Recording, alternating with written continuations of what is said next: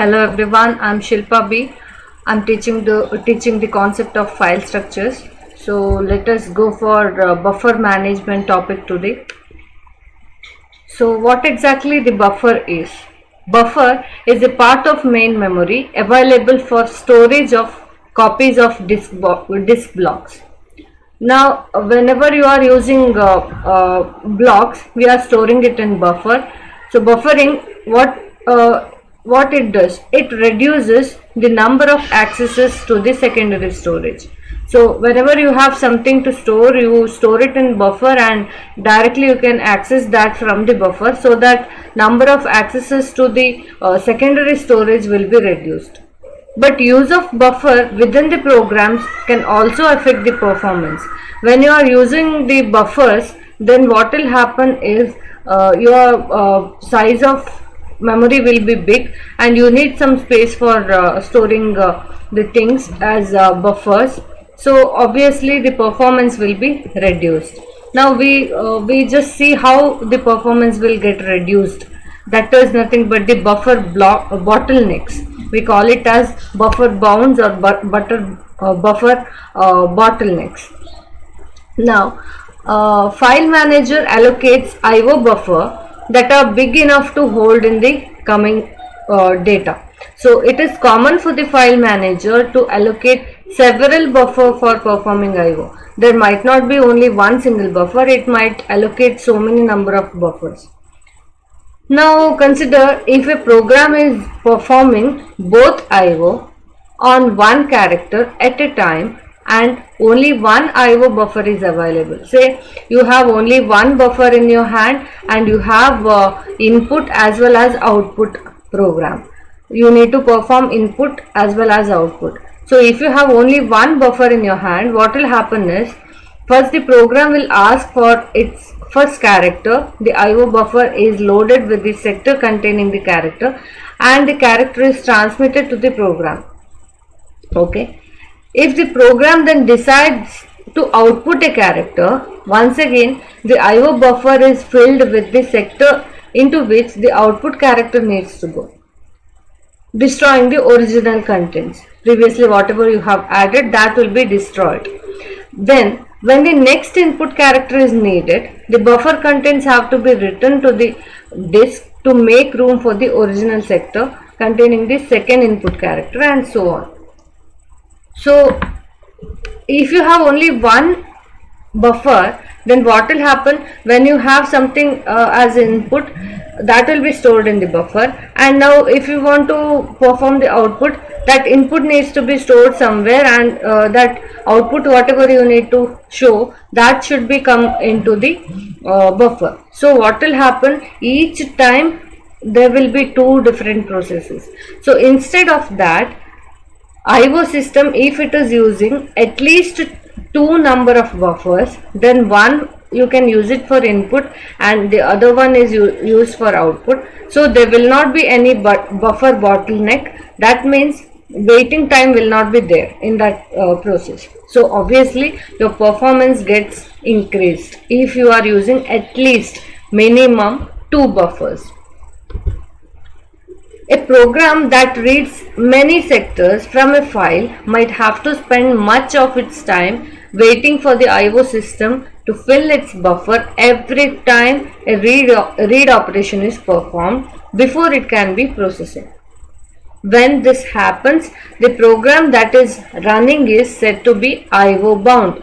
That is nothing but the waiting period, waiting time, so that your program will get performed. So that time is called as IO bound. The CPU spends much of its time just waiting for IO to be performed. That is what I told you. If you have only one single buffer, you need to wait for the buffer to be cleared in order to do the next process. So that time we can call it as buffer bottleneck or IO bound. So solution for this problem is to use more than one buffer, as I told in the previous slide. Solution is nothing but use more than one buffer, so that this problem IO bound will be we can solve this problem. But if you use so many number of buffers. Once again, in order to store those buffers, we need extra memory, right? That is also decreasing your performance, right? Now let us see what is multiple buffering. Suppose that a program is only writing to a disk and that it is IO bound. The CPU wants to be filling a buffer at the same time that IO is being performed. If two buffers are used and IO CPU overlapping is permitted, the CPU can be filling one buffer while the contents of the others are being transferred to the disk. We call it as double buffering. Now what will happen is both the tasks are finished, the roles of the buffer can be exchanged. That is, when one buffer is free, it will do the input operation. Then the other buffer is free now. So when the first buffer is doing its action, the second buffer will take the input. Now when this first buffer is done with its action, second buffer will start its action. By that time, parallelly, the first buffer will take its input. So that is what the double buffering is. Let us see the example here. So if you consider here, this is the program data area. Here you can see the program data area, and what we are going to do is, here one buffer 1, IO buffer 1 is having some process, and that is transmitting that process to the disk. Okay. Now by the same time, at the same time, the IO buffer 2 is taking its input from the program data area. Now when IO buffer 1 is doing its task, IO buffer 2 was doing its task by taking its input. Now when this is done, when this job is done, this buffer is free now, right? So program data area, it is going to give its input to the IO buffer 1 now. Now in the IO buffer 2, you have already got some data from the program data area that will be sent to the disk. So these two processes are done parallelly. You will be having two buffers. When one buffer is sending its data to the disk, that time it is the program data area need not wait for this to happen. So it will send its data to IO buffer 2. When this job is done, once again it will shift its pointer to the IO buffer 1, and this will be transmitted to the disk. That is what happening. So this is called as double buffering. Now let us see what is multiple buffering, or we can also call it as buffer pooling. You will be having a pool of buffers. Normally any number of buffers can be used, and they can be organized in a variety of ways.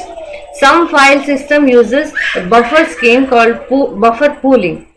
When a system buffer is needed, it is taken from a pool of available buffers and used. Okay, so when the system receives a request to read certain sector or block, it looks to see if one of its buffer already contains that sector or block. Different schemes are used to decide which buffer to take from a buffer pool. One particular strategy is least recently used, LRU. When a buffer is accessed, it is put onto the LRU queue, and when it is allowed to retain its data until all other LRU buffers have been accessed. That is what LRU is. It is a queue structure, and least recently used buffers will be stored in that, and that will be used when we need the buffer. So we also call it as buffer pooling. So that is about the multiple buffering concept. Next, let us go for scatter or gather input output. So to read a file with many blocks, and each block consists of a header followed by data, we would like to put the header in the buffer, one buffer, and the data in different buffers, so that data can be processed as a single entity, right? So to do this, what we can do is read the whole block into a single big buffer, move the different parts to their own positions. So sometimes what will happen is we can avoid these two steps by using a technique called as scatter input or gather output. Scatter input as well as gather output. So scatter input is nothing but a single read call identifies not one but a collection of buffers into which data from a single block is to be scattered. And the converse of scatter input is gather output. Several buffers can be gathered together and written with a single write call. Let us see the example for this. So scatter input is nothing but, you can see here in the disk, you have number of records in the disk, and that will be read to the buffers in one single read call. Okay, in one single read call your records will be read into the buffers, and it is not read to only one single buffer. There might be more number of buffers, two or more number of buffers. So one single read call, it is going to scatter your input to several different buffers. In the same way, gather output is vice versa. You will be having so many different buffers with you, and your data records are stored in different buffers temporarily, and that will be taken to the disk, copied to the disk in one single write function. So in one single function, you can write everything together into the disk. This is the concept of scatter input and gather output. So that is about the buffer concept. Let us meet in the next session. Thank you guys.